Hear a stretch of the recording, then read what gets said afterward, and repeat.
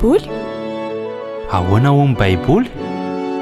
Fampianarana ara-baiboly mitohitohy arahanao eto amin'ny Open Radio, iarahanao amin'ny namana Richard Andrianjatovo. Ahoana ho ny baiboly? Ahoana ho ny baiboly?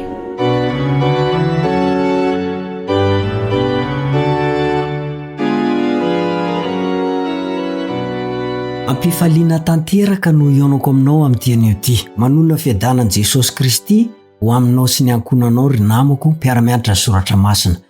Ny namanao Richard Andrianjatovo moa manoloana anao amin'ny alalan'ny onjam-peo amin'izao fotoana izao. Manasa anao indray mba andinika ary hiara andinika hamakafaka izay voalaza amin'ny baiboly.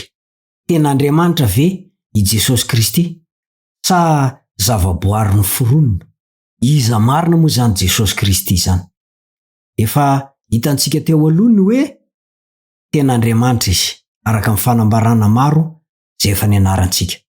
Fa amin'ity anio ity indray isika dia ho jerentsika hoe ny anarana nomena azy mihitsy no manam-pirofo fa Andriamanitra tanteraka sy Andriamanitra feno izany Jesosy Kristy zany. Kanefa melon'izay dia tsara trantsika hivavaka, tsara trantsika ametraka eo am-pelatanan'Andriamanitra ny fiarah-mianatra ny soratra masina androany. Hivavaka isika.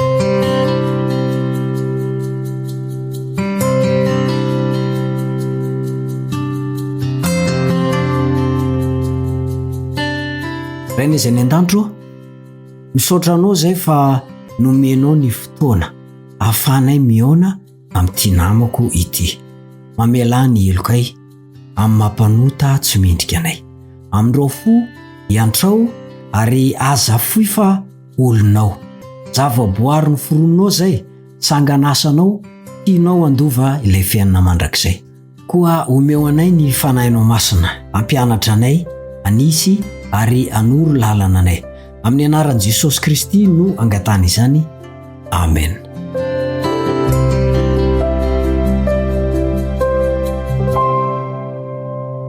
Tena manahirana ty resaka Jesosy Kristy ty. Tena manahirana. Nahoana moa no manahirana? Satria rehefa mihaino olona ianao dia salany hoe tena zavaboary izy e. Tena tsy tokony hivavahana izy e. Tsy tokony hanaovana fangatahana izy e. Efa niporofontsika teo aloha fa tena Andriamanitra zany Jesosy Kristy araka ireo fanambarana ireo. Fa amin'ity anio ity indray isika dia ho jerentsika hoe ny anarana nomena azy mihitsy no porofo milaza fa tena Andriamanitra zany Jesosy Kristy zany. Andao ho avadikitsika ny baibolintsika Apokalipsy 7:7-12. Apokalipsy 7:7-12 amin'ny anaran'i Jesosy. Ireo dia hiady amin'ny zanak'ondry ary ny zanak'ondry haharesy azy satria tompo ny tompo sy mpanjaka ny mpanjaka izy, ary haharesy azy koa izay momba azy, dia olona voantso sy voafidy ary mahatoky. Iza moa zany ilay zanak'ondry? Jesosy Kristy io. Jesosy Kristy ilay zanak'ondry voalaza fa haharesy eto. Satria hoy ny Apokalipsy 7:7-14, tompo ny tompo sy mpanjaka ny mpanjaka izy. Iza le izy eo? Jesosy Kristy. Ary ny vaovao mafaly dia ny hoe hiaraka handresy miaraka amin'ny Jesosy Kristy ihany koa izay momba azy. Io ange tsy fanalan'andro fotsiny ny tenenana amintsika eto hoe mba andao miandania amin'Andriamanitra miandania amin'ny Jesosy Kristy aza miandany amin'ny Satana, fa tena haresy izay rehetra momba Jesosy Kristy, zany hoe izay rehetra miandany aminy.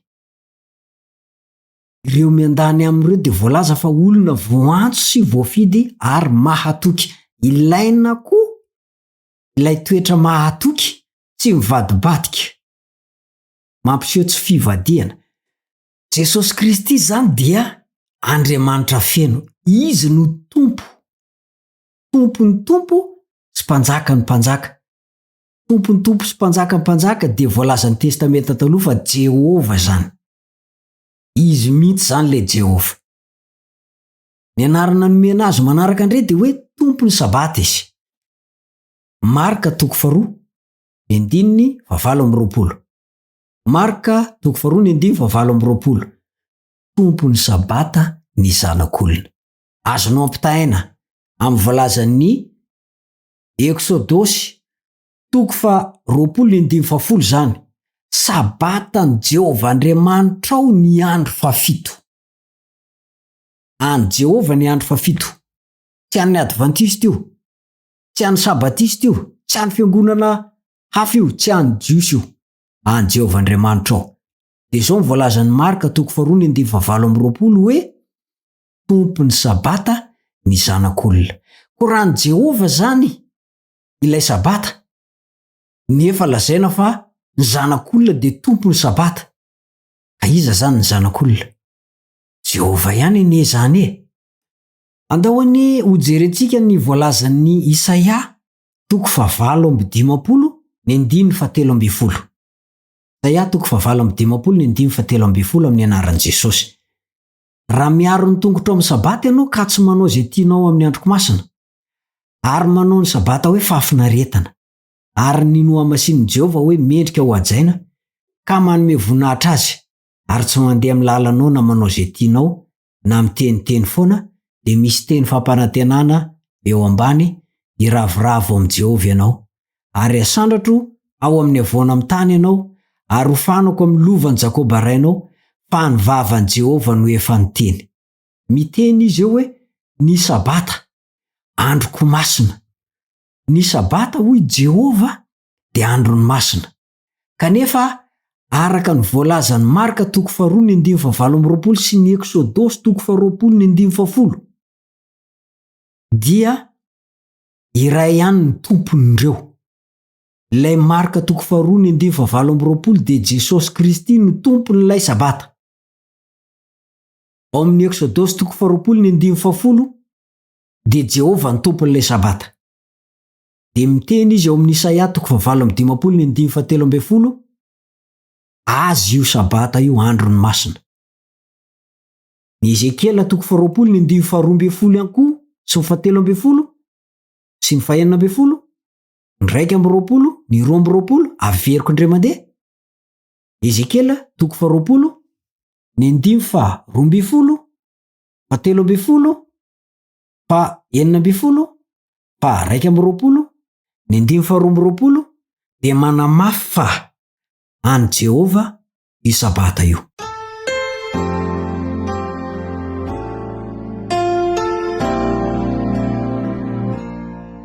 Jesosy mihitsy i Jehova io nomena ny anarana hoe tompony sabata izany Jesosy zany. Rehefa tonga dia ty ambonin'ny tany. Ary tsy izay ihany, fa araka ny efa noresantsika tao aloha, ny Jaona 1:5, ny 9:20, Jaona 1:5, ny 9:20 dia miresaka toy izao i Jaona. Fantatsika fa tonga ny zanak'Andriamanitra, ka efa nanome antsika ny fahazavan-tsaina mba ho fantatsika ilay marina, ary isika ao amin'ilay marina dia ao amin'i Jesosy Kristy zanany. Izy Jesosy Kristy zanany io izy io izy no Andriamanitra marina sy fiainana mandrakizay. Misy atokom-pinoana anankiray nandika an'io teny io, navadiny zavatra hafa ny fomba fandikany azy. Andriamanitra tokana sady marina Jesosy. Fantatrao araka izany ve Jesosy? Ekenao amin'ny Andriamanitra tokana sady marina azy ve Jesosy, satria hoy ny voalazan'ny Jaona 7:7.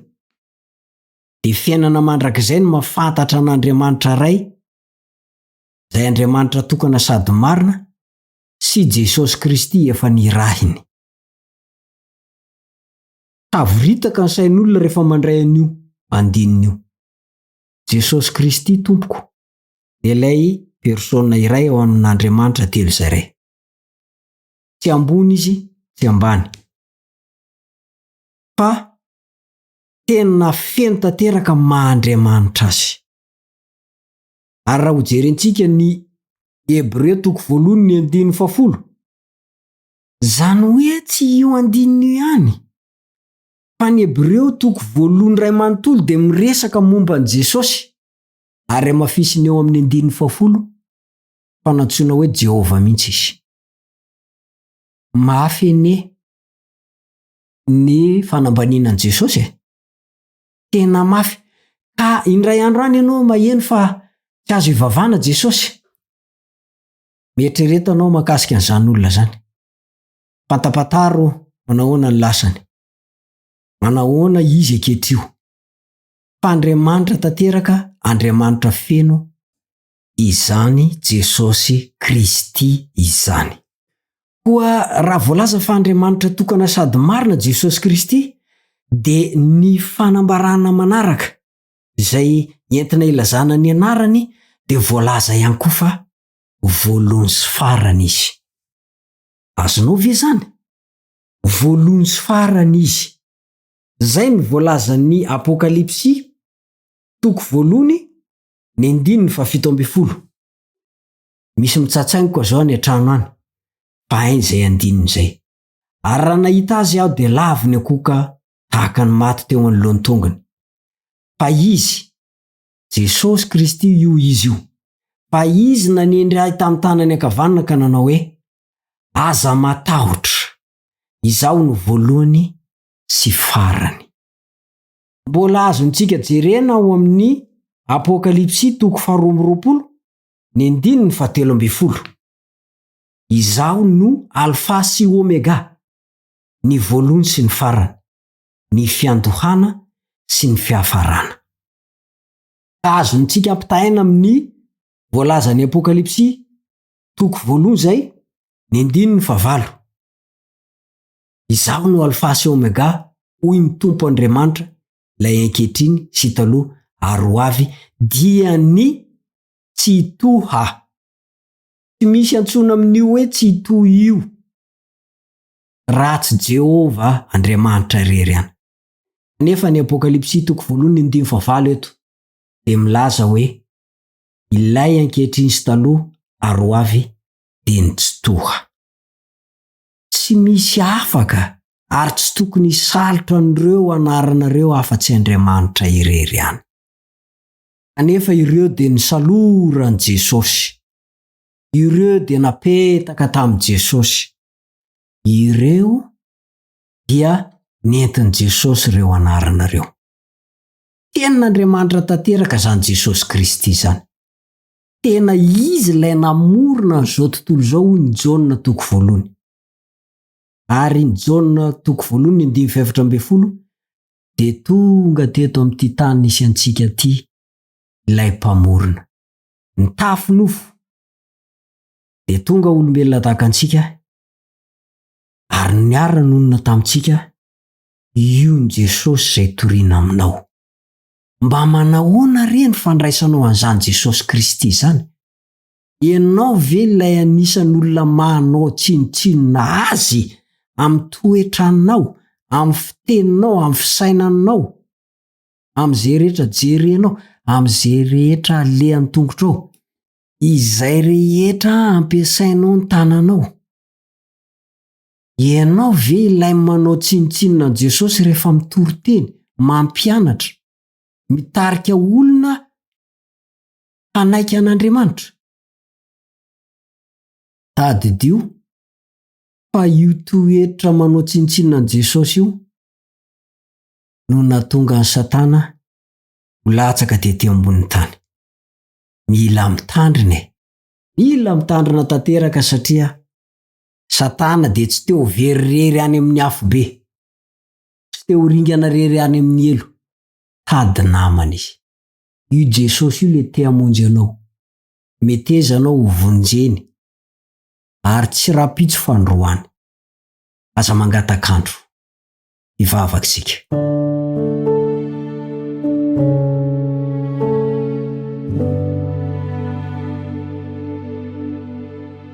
Raha ny izay an-danitro, misaotra anao noho ny amin'i Jesosy, fa tena tianay izy ka nanaiky nanolotra ny tenany hamonjy anay. Tazomy izay aza vela ho remban'ny Satana. Ny anaran'i Jesosy no angatany izany. Amen.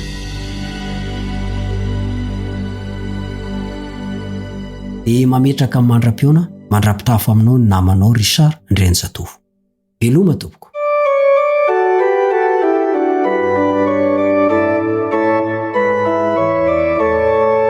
Ahoana hono Baiboly? Ahoana hono Baiboly? Fampianarana ara-Baiboly mitohitoy arahanao eto amin'ny Upfer Radio, iarahanao amin'ny namana Richard Ndrenjatovo. Ahoana hono Baiboly? Ahoana hono Baiboly?